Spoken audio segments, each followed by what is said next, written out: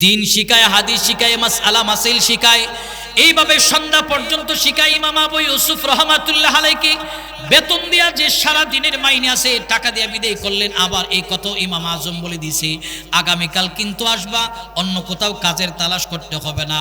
ইমাম আবু ইউসুফ প্রতিদিন আসা যাওয়া করতে করতে দেখা গেল কোরআন শিখা হয়ে গেল, মাসআলা মাসাইল শিখা হয়ে গেল। এইভাবে ইমাম আজমের সান্নিধ্য থেকে থেকে থেকে থেকে তিনি একজন ফকি বনে গেলেন, আলেম বনে গেলেন। ইমামুদ্দুনিয়া ইমাম আজম আবু ইউসুফ রহমাতুল্লাহ আলাইহির পিছনে এই মেহনত করলেন। ইমাম আবু ইউসুফ রহমাতুল্লাহ আলাইহি ইলম শিক্ষা করার পর রিজিকের অভাব নাই, সম্মানের অভাব নাই, ইজ্জতের অভাব নাই। ইমাম আবু ইউসুফ রহমাতুল্লাহ আলাইহি 783 হিজরি সনে খলিফা আল মাহদী মনসুরের শাসন আমল, খলিফা আল মাহদী মনসুরের শাসন আমলে ইমাম আবু ইউসুফ রহমাতুল্লাহ আলাইহি একজন লোকাল বিচারপতি হিসাবে নিযুক্ত হলেন।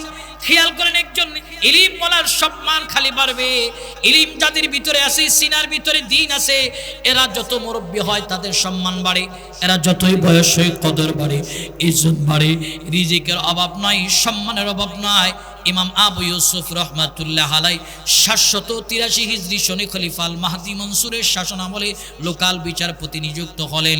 এরপরে ইতিহাস তালাশ করলে দেখা যায় বাদশাহ হারুন রশিদের জামানায় ইমাম আবু ইউসুফ রহমাতুল্লাহ আলাইহি বাদশাহ হারুন রশিদের দরবারে প্রধান জাস্টিস বিচারপতি হিসাবে নিযুক্ত হলেন। তখনও তার সম্মানের অভাব নাই, ইস্তেকবালের অভাব নাই, চতুর্দিকে সম্মান আর ইজ্জত, খানার অভাব নাই, দামি দামি খানা তার সামনে যায়। বাদশাহ হারুন রশিদ রহমাতুল্লাহ আলাইহির যে রাত্রে বেলা খাবারের আইটেম ছিলেন, বাদশাহী খাবার ছিলেন ফালুদা। বাদশাহ হারুন রশিদের দরবারে একদিন রাত্রে বেলা খাদেমরা ফালুদার প্লেট সুন্দর করে সাজায় নিয়ে গেছে। বাদশাহ হারুন রশিদ বললেন, শোনো, আমার ঘরে একজন আহলি ইলম আছে, যার সিনার ভিতরে আল্লাহর কালাম আছে, যার সিনার ভিতরে দিন আছে। আমাকে যে খাবার দিয়েছো তাকে কি হুবহু এই খাবার পৌঁছাইলা কিনা? বলে না, দেই নেই। বলে, শোনো, আমাকে যে খাবার দিয়েছো ফালুদা আজ থেকে আমাকে একটা দিবা, আর আগামী কাল রাত থেকে ইমাম আবু ইউসুফরে তোমরা 2টা করে ফালুদা দিবা। আদেশ হয়ে গেছে। ইলিম ওয়ালার সম্মান খালি বাড়তেছে। পরের দিন রাত্রিবেলা ইমাম আবু ইউসুফের সামনে যখন ফালুদার প্লেটগুলি দেওয়া হলো, ইমাম আবু ইউসুফ রহমাতুল্লাহ আলাইহি এই ফালুদা ভিআইপি খাবার দেখার পর ইমাম আবু ইউসুফ রহমাতুল্লাহ আলাইহি চিৎকার দিয়া কান্না নিয়ে বলতেছে, আল্লাহ, এই ইলম শিক্ষা করার কারণে আমার সম্মানের অভাব নাই, ইজ্জতের অভাব নাই। এই বাদশাহী দামি খাবার আমার সামনে আসলেন, তখন তিনি চোখের পানি ছেড়ে ছেড়ে কান্না করতেছে আর বলতেছে, কোথায় আমার উস্তাদ ইমাম আজম আবু হানিফা রহমাতুল্লাহ আলাইহি, যিনি আমাকে কাজ করাইছে, আমাকে মাইনেও দিছে আর আমার ইলম শিক্ষা দিছে। আমার উস্তাদ ইমাম আবু ইউসুফ কোথায়? আবু হানিফা কোথায়? ইমাম আবু ইউসুফ এই বলে বলে কান্না করতেছে আর বলতেছে, কোথায় আমার মা, যে মা আমারে পাঠাইছিল কাজের সন্ধানে, কাজ তালাশ করতে গিয়ে ইলম পাইছিলাম। ইমাম আবু ইউসুফ রহমাতুল্লাহ আলাইহি কান্না দেখা সবাই বলতেছে, ইমাম আবু ইউসুফ আপনি কেন কান্না করেন? তিলাওয়াতে কোরআন যে এলাকার ভিতরে হয়, এই এলাকা আল্লাহ তাআলার কাছে সবচেয়ে দামি। যে ঘরের ভিতরে তিলাওয়াতে কোরআনের আওয়াজ হয়, এই ঘর আল্লাহ তাআলার কাছে সবচেয়ে দামি হয়ে যায়। যে এরিয়ার ভিতরে তিলাওয়াতে কোরআন হয়, এই এরিয়া আল্লাহ তাআলার কাছে দামি বনা যায়। আসমান থেকে রহমত নাজিল হয় তিলাওয়াতে কোরআনের কারণে। ব্যবসায়ীর ব্যবসার মধ্যে আল্লাহ তাআলা বারাকা বাড়ায় দেয়, চাকরিজীবীর চাকরির মধ্যে বারাকা বাড়ায় দেয়। জমি কৃষি জমির মধ্যে আল্লাহ তাআলা তিলাওয়াতে কোরআনের কারণে বারাকা বাড়ায়া দেয়। কিন্তু এই বরকত আমরা নিজের চোখে দেখি না বলে এই কারণে আমরা তিলাওয়াতে কোরআন করি না। যদি বরকত আমরা নিজের চোখে দেখতাম তাহলে তিলাওয়াতে কোরআন আমরা বন্ধ করতাম না। আল্লাহর পয়গম্বর একজন সাহাবী, যার নাম হলো সাঈদ ইবনে উযাইর রাদিয়াল্লাহু তাআলা আনহু, মিশকাতুল মাসাহবির ভিতরে চমৎকার হাদিস বর্ণিত হয়। সাঈদ ইবনে উযাইর রাদিয়াল্লাহু তাআলা আনহু একজন হাফেজে কোরআন ছিলেন। প্রত্যেকটা দিন প্রত্যেকটা সময় তিলাওয়াতে কোরআন করে করে করে করে সাঈদ ইবনে উযাইরের সময় পার করেন। আল্লাহ রাসূলের সাহাবী সাঈদ ইবনে উযাইর কাজ করতে গেল তিলাওয়াতে কোরআন। যে কোনো কাজ করে না তিলাওয়াতে কোরআন জবানের মধ্যে। একদিনের ঘটনা, সাঈদ ইবনে উযাইর রাদিয়াল্লাহু তাআলা আনহু তিলাওয়াতে কোরআন করতেছে ফজরের সালাতের পর। এমন সময় সাঈদ ইবনে উযাইর রাদিয়াল্লাহু তাআলা আনহু তাকায়া দেখলেন যে তিনি তিলাওয়াত করতেছে। তিলাওয়াতের আওয়াজ শুনে তিনার একটা যুদ্ধের সোয়ারে আছে, উট এটা লাফাইতেছে। তিনি পরক্ষণে তাকায় দেখলেন তার একজন ছোট্ট বাচ্চা দরজার সামনে চলে আসলে আতঙ্কিত হয়ে তিলাওয়াতে কোরআন বন্ধ করলেন।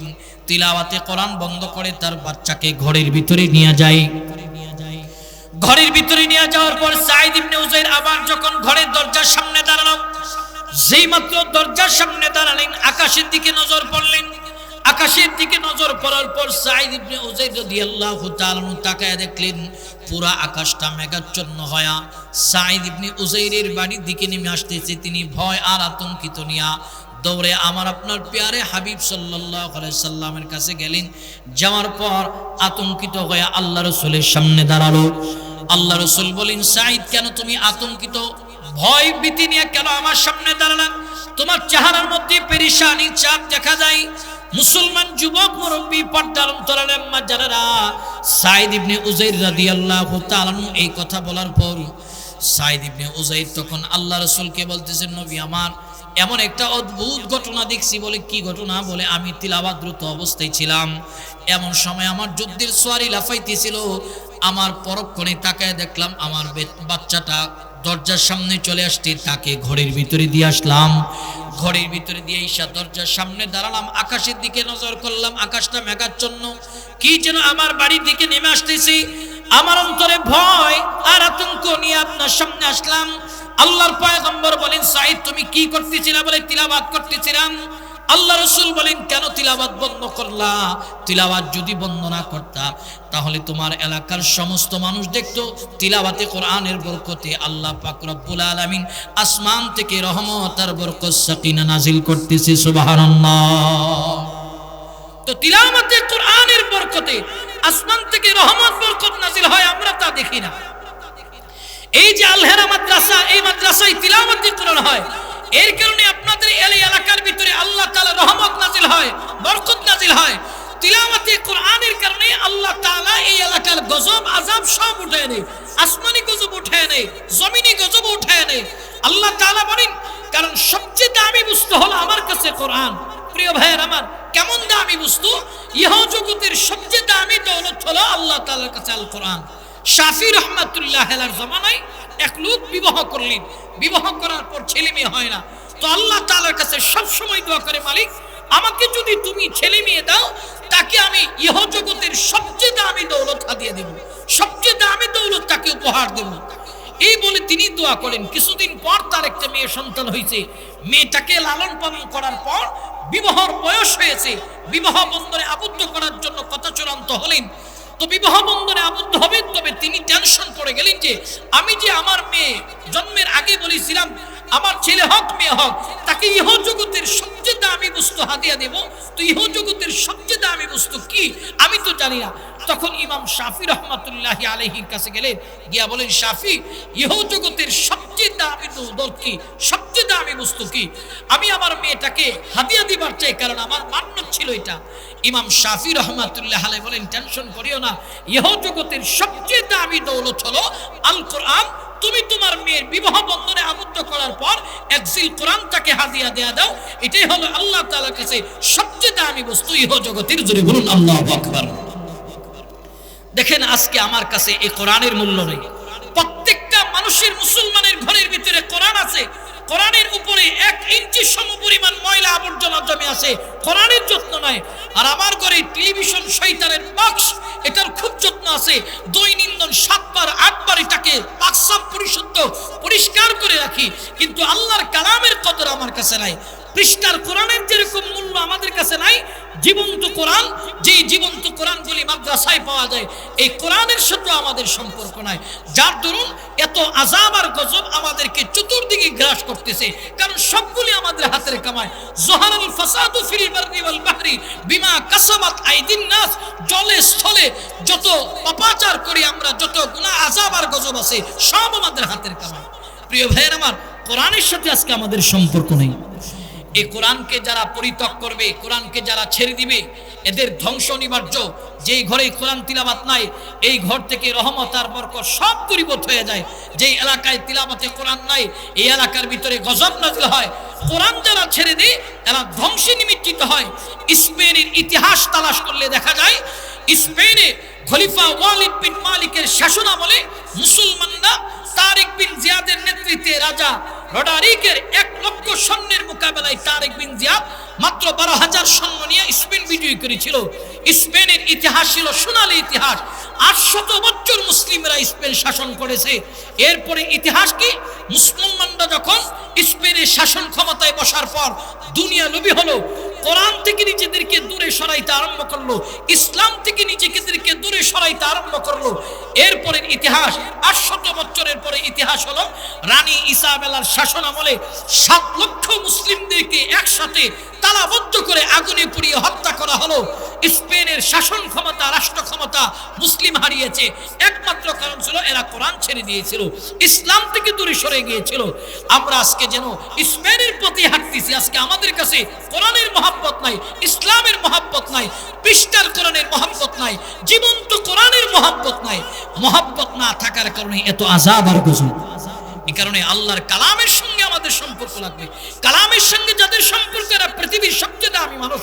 কারণ আল্লাহ তাআলার কাছে কালাম দামি, যারা শিখে তারও দামি, যারা সিনাই ধারণ করে আল্লাহ তাআলার কাছে তারও দামি।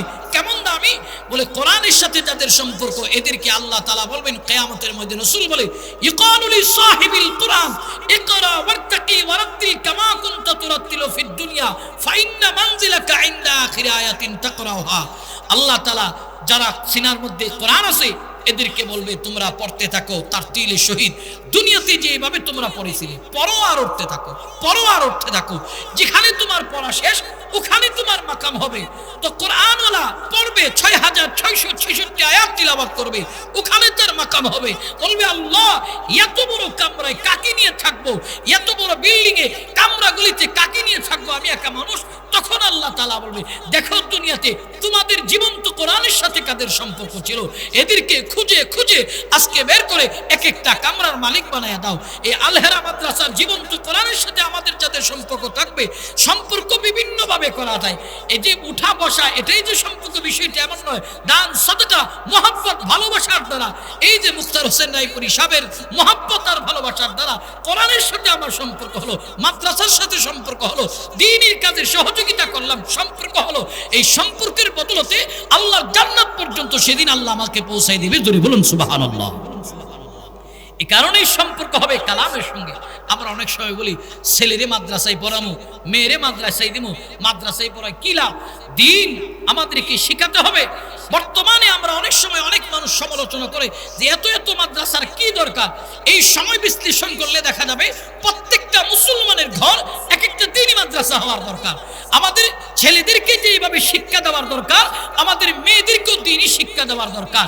ছেলেরা যেরকম কোরআন শিখবে মেয়েরাও কোরআন শিখবে, ছেলেরা যেরকম দ্বীন শিখবে মেয়েরাও দ্বীন শিখবে।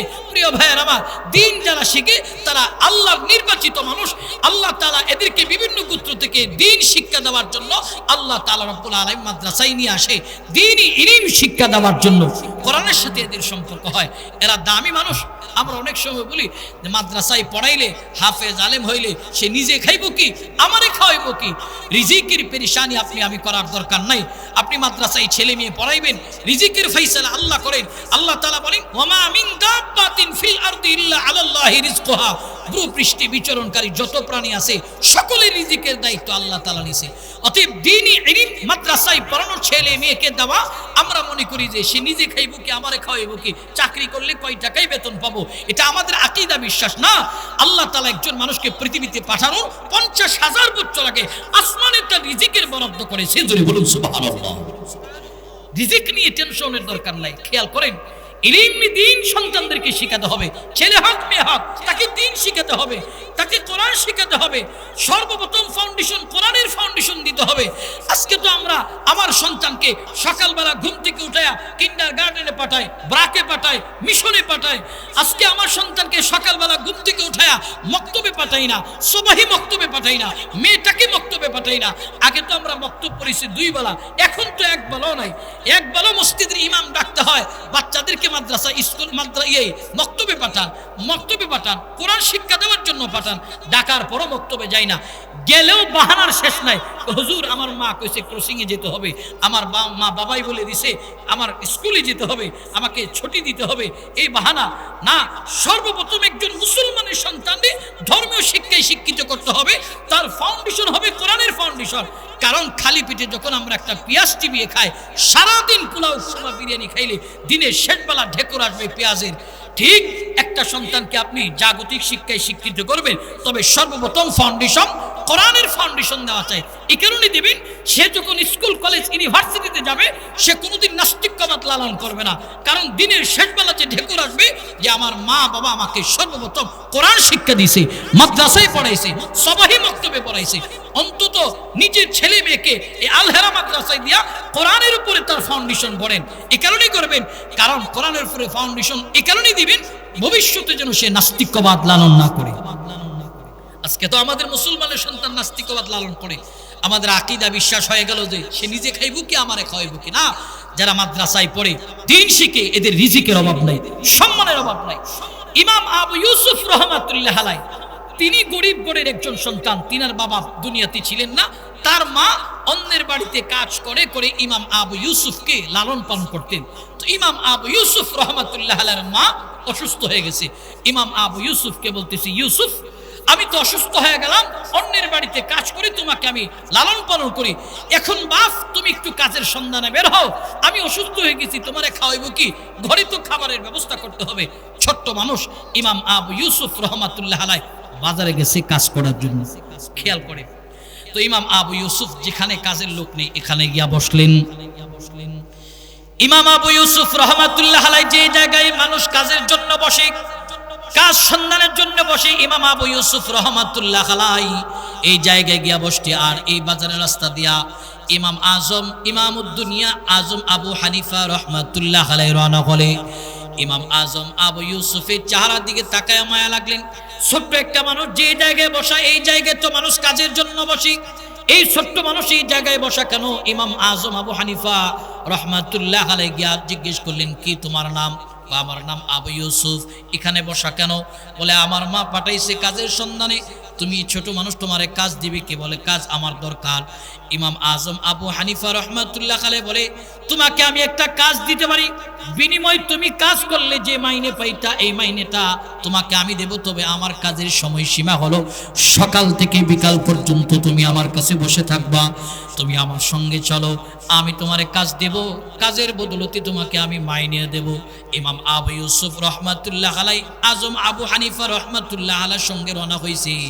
ইমামুদ্দুনিয়া ইমাম আজম বাড়িতে নিয়ে ইমাম আবু ইউসুফের কাছে বসে কোরআন শিখায়, দিন শিখায়, হাদিস শিখায়, মাসআলা মাসাইল শিখায়, এইভাবে সন্ধ্যা পর্যন্ত শিখায়। ইমাম আবু ইউসুফ রহমাতুল্লাহ আলাইহি বেতন দিয়া যে সারা দিনের মাইনে আছে টাকা দিয়া বিদায় করলেন। আবার এই কত ইমাম আজম বলে দিছে, আগামীকাল কিন্তু আসবা, অন্য কোথাও কাজের তালাশ করতে হবে না। ইমাম আবু ইউসুফ প্রতিদিন আসা যাওয়া করে, আসা যাওয়া করতে করতে দেখা গেল কোরআন শিখা হয়ে গেল, মাসআলা মাসাইল শিখা হয়ে গেল। এই বাবা ইমাম আজমের সান্নিধ্য থেকে থেকে থেকে থেকে তিনি একজন ফকি বনে গেলেন, আলেম বনে গেলেন। ইমামুদ্দুনিয়া ইমাম আজম আবু ইউসুফ রহমাতুল্লাহ আলাইহির পিছনে এই মেহনত করলেন। ইমাম আবু ইউসুফ রহমাতুল্লাহ আলাইহি ইলম শিক্ষা করার পর রিজিকের অভাব নাই, সম্মানের অভাব নাই, ইজ্জতের অভাব নাই। ইমাম আবু ইউসুফ রহমাতুল্লাহ আলাইহি 783 হিজরি সনে খলিফা আল মাহদি মনসুরের শাসন আমল, খলিফা আল মাহদি মনসুরের শাসন আমলে ইমাম আবু ইউসুফ রহমাতুল্লাহ আলাইহি একজন লোকাল বিচারপতি হিসাবে নিযুক্ত হলেন। খেয়াল করেন, একজন ইলিম বলার সম্মান খালি বাড়বে, ইলিম যাদের ভিতরে আছে, সিনার ভিতরে দ্বীন আছে, এরা যত মুরব্বী হয় তাদের সম্মান বাড়ে, এরা যতই বয়স হয় কদর বাড়ে, ইজ্জত বাড়ে, রিজিকের অভাব নাই, সম্মানের অভাব নাই। ইমাম আবু ইউসুফ রহমাতুল্লাহ আলাইহি 783 হিজরি সনে খলিফা আল মাহদি মনসুরের শাসন আমলে লোকাল বিচারপতি নিযুক্ত হলেন। এরপরে ইতিহাস তালাশ করলে দেখা যায় বাদশাহ হারুন রশিদের জামানায় ইমাম আবু ইউসুফ রহমাতুল্লাহ আলাইহি বাদশাহ হারুন রশিদের দরবারে প্রধান জাস্টিস বিচারপতি হিসেবে নিযুক্ত হলেন। তখনও তার সম্মানের অভাব নাই, ইস্তেকবালের অভাব নাই, চতুর্দিকে সম্মান আর ইজ্জত খানার অভাব নাই, দামি দামি খানা তার সামনে যায়। বাদশাহ হারুন রশিদ রহমাতুল্লাহ আলাইহি যে রাত্রে বেলা খাবারের আইটেম ছিলেন, বাদশাহী খাবার ছিলেন ফালুদা। বাদশাহ হারুন রশিদের দরবারে একদিন রাত্রে বেলা খাদেমরা ফালুদার প্লেট সুন্দর করে সাজায় নিয়ে গেছে। বাদশাহ হারুন রশিদ বললেন, শোনো, আমার ঘরে একজন আহলি ইলম আছে, যার সিনার ভিতরে আল্লাহর কালাম আছে, যার সিনার ভিতরে দ্বীন আছে। আমাকে যে খাবার দিয়েছো তাকে কি হুবহু এই খাবার পৌঁছাইলা কিনা? বলে না, দেই নেই। বলে, শোনো, আমাকে যে খাবার দিয়েছো ফালুদা আজ থেকে আমাকে একটা দিবা, আর আগামী কাল রাত থেকে ইমাম আবু ইউসুফরে তোমরা 2টা করে ফালুদা দিবা। আদেশ হয়ে গেছে। ইলিম ওয়ালার সম্মান খালি বাড়তেছে। পরের দিন রাত্রিবেলা ইমাম আবু ইউসুফের সামনে যখন ফালুদার প্লেটগুলি দেওয়া হলো, ইমাম আবু ইউসুফ রহমাতুল্লাহ আলাইহি এই ফালুদা ভিআইপি খাবার দেখার পর ইমাম আবু ইউসুফ রহমাতুল্লাহ আলাইহি চিৎকার দিয়া কান্না আর কান্না নিয়ে বলতেছে, আল্লাহ, এই ইলম শিক্ষা করার কারণে আমার সম্মানের অভাব নাই, ইজ্জতের অভাব নাই। এই বাদশাহী দামি খাবার আমার সামনে আসলেন, তখন তিনি চোখের পানি ছেড়ে ছেড়ে কান্না করতেছে আর বলতেছে, কোথায় আমার উস্তাদ ইমাম আজম আবু হানিফা রহমাতুল্লাহ আলাইহি, যিনি আমাকে কাজ করাইছে, আমাকে মাইনেও দিছে আর আমার ইলম শিক্ষা দিছে, আমার উস্তাদ ইমাম আবু ইউসুফ কোথায়? আবু হানিফা কোথায়? ইমাম আবু ইউসুফ এই বলে বলে কান্না করতেছে আর বলতেছে, কোথায় আমার মা, যে মা আমারে পাঠাইছিল কাজের সন্ধানে, কাজ তালাশ করতে গিয়ে ইলম পাইছিলাম। ইমাম আবু ইউসুফ রহমাতুল্লাহ আলাইহি কান্না দেখা সবাই বলতেছে, ইমাম আবু ইউসুফ আপনি কেন কান্না করেন? বলে, আমার হৃদয়ের দুঃখ আর কষ্ট যন্ত্রণা আপনাদেরকে বোঝাইতে পারবো না। খেয়াল করেন, একজন গরিব ঘরের সন্তান ইলমি দ্বীন শিক্ষা করার কারণে আল্লাহ তাআলা সম্মান বাড়ায় দিয়েছে, ইজ্জত বাড়ায় দিয়েছে। কোরআনের সাথে সম্পর্ক করার কারণে আল্লাহ তাআলা দুনিয়াতে সম্মানিত করেছে, দুনিয়াতে সম্মান বাড়ায় দিয়েছে। অতএব কোরআনওয়ালা যারা, কোরআনের সাথে যাদের সম্পর্ক, মাদ্রাসার সাথে যাদের সম্পর্ক, আল্লাহর কালামের সাথে যাদের সম্পর্ক, এদের সম্মান আল্লাহ দুনিয়াতে বাড়ায় দেয়, পরকালও বাড়ায় দেয়। এই কারণে কোরআনের সাথে আমাদের সম্পর্ক লাগবে। আজকে আমাদের ঘরের ভিতরে কোরআন আছে, কোরআনের যত্ন নাই না, কোরআনের যত্ন করতে হবে, কোরআন পড়তে হবে। কোরআন যারা পড়বে, কোরআন যারা মহব্বত করবে, এই কোরআনওয়ালার জায়গা হবে আল্লাহর জান্নাত। সুবহানাল্লাহ। কোরআনওয়ালার সম্মান দুনিয়াতে আছে, পরকালে আছে। দেখেন না, একজন হাফেজের কোরআনের সম্মানের অভাব নাই, সংবর্ধনার অভাব নাই, কারণ তার সিনার ভিতরে আল্লাহর কালাম আছে। দুনিয়াতে সব জায়গায় তার সম্মানের ব্যবস্থা আছে, আখিরাতেও তার সম্মানের ব্যবস্থা আছে। শুধু হাফেজের কোরআনের যে সম্মান, দিন যারা শিখবে এদের সম্মান, বিষয়টি এমন নয়। এদের যারা গার্ডিয়ান আছে, মা বাবা, এদেরও সম্মান আল্লাহ তাআলার কাছে বেশি, এদেরও সম্মান আল্লাহ তাআলার কাছে বেশি। কিন্তু আজকে আমরা মনে করি সন্তানদের মাদ্রাসায় দিমু, দিন শিখামু না, সন্তানদের স্কুল কলেজ ইউনিভার্সিটিতে পড়াই না, সন্তান 5টা সন্তান দিছে, অন্তত 2টাকে দিন শিখান, উপকার কি আসবে? প্রিয় ভাইয়ের আমার, মারা যাওয়ার অবস্থায় সাকরাত যখন চলবে, কোরআনওয়ালা সন্তান আপনার পাশে বসে আল্লাহর কালাম তিলাওয়াত করবে, কোরআনওয়ালা মেয়েটা আপনার পাশে বসে আল্লাহর কালাম তিলাওয়াত করবে, এর দ্বারা আপনার সাকরাতের অবস্থা একটু আসান হবে। কিন্তু আজকে আমরা এই কোরআন শিখাইতে চাই না। প্রিয় ভাইয়ের আমার, আজকে আমার আপনার সন্তানকে কোরআন যে শিখাবো 500 টাকা খরচ করে, এটা আমাদের কলিজায় লাগে।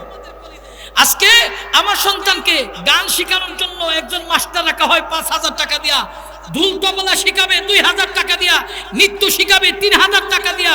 এতে আমরা আফসোস করি না। কোরআন শিখাইতে যাবো 1,000 2,000 টাকা লাগে 500 টাকা দেওয়ার জন্য, তখন আমাদের কলিজায় লাগে।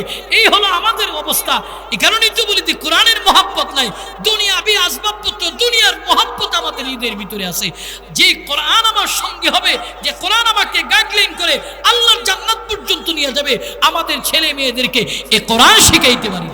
কোরআনের সাথে সম্পর্ক নাই। প্রিয় ভাইয়ের আমার, যারা এই কোরআনের সাথে সম্পর্ক হবে, তারা পৃথিবীর সবচেয়ে দামি মানুষ, সবচেয়ে দামি মানুষ।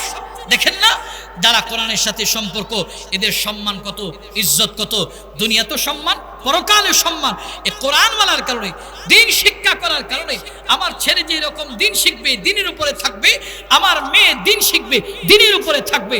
প্রিয় ভাইয়ের আমার, আজকে আমাদের ছেলে মেয়েদের অবস্থা হলো আজকে দিন না থাকার কারণে, দিন ইসলাম অন্তরে লালন না করার কারণে, শরীয়তে ইসলামের ভিতরে না চলার কারণে চতুর্দিকে ফিতনার মুখোমুখি হয় আমার আপনার ছেলে মেয়ে। প্রিয় ভাইয়ের আমার, আজকে নিজের ছেলে কই যাচ্ছে না যাচ্ছে খবর নাই, আজকে আমার মেয়েটা কই যাচ্ছে না যাচ্ছে খবর নাই।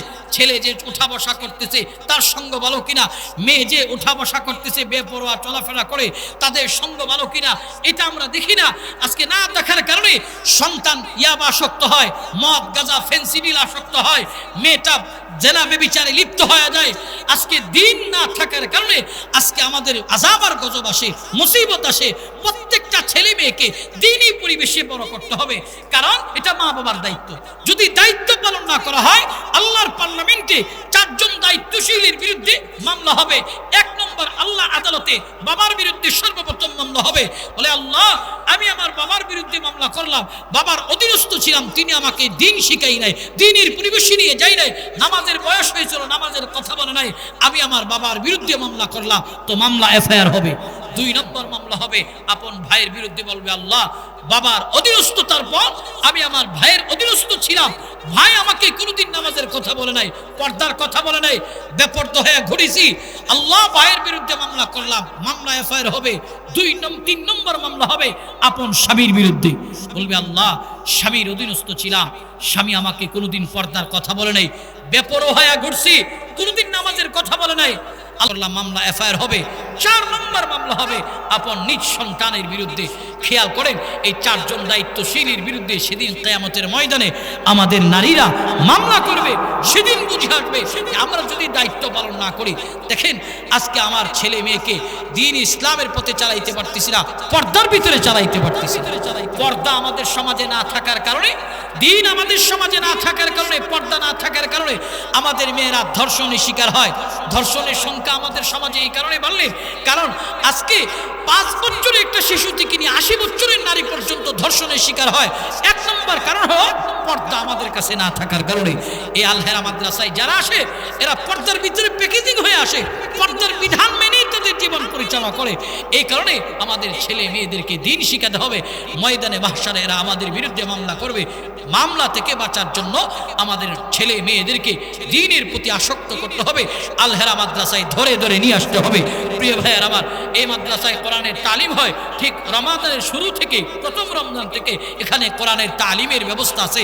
আমাদের যাদের সময় আছে, অবসর সময়, আমাদের মেয়েদেরকে এখানে দেওয়ার চেষ্টা করব। আমরা যারা আছি অবসর রমজানে, এত বেশি কাজ পরিবারে থাকে না, এখানে এসে দিন কোরআন শেখার চেষ্টা করব। কারণ কোরআন আমার আসল সঙ্গী। এই কোরআনের সাথে আমার সঙ্গ থাকবে, তো কোরআন আমাকে আল্লাহর জান্নাত পর্যন্ত নিয়ে যাবে, আল্লাহর জান্নাত পর্যন্ত নিয়ে যাবে। আল্লাহ পাক রব্বুল আলামিন আমাদেরকে কোরআনওয়ালার সঙ্গে হয়ে, কোরআনের সাথে সহবত রেখে আমরা নিজেদেরকে আখেরাত গুছিয়ে দুনিয়া থেকে বিদায় হওয়ার তৌফিক দান করো। যতদিন বেঁচে থাকবো ইসলাম এবং ঈমান আকীদা দুরুস্ত করে যেন বেঁচে থাকতে পারি, কোরআন এবং সুন্নাহ মোতাবেক যেন জীবন পরিচালনা করতে পারি। আল্লাহ পাক আমাদেরকে কবুল করো। এই আল হেরা মাদ্রাসাকে আল্লাহ তাআলা ভরপুর কবুল করো। আল্লাহ পাক রব্বুল আলামিন স্থায়ী একটা জায়গার ব্যবস্থা করে দেন।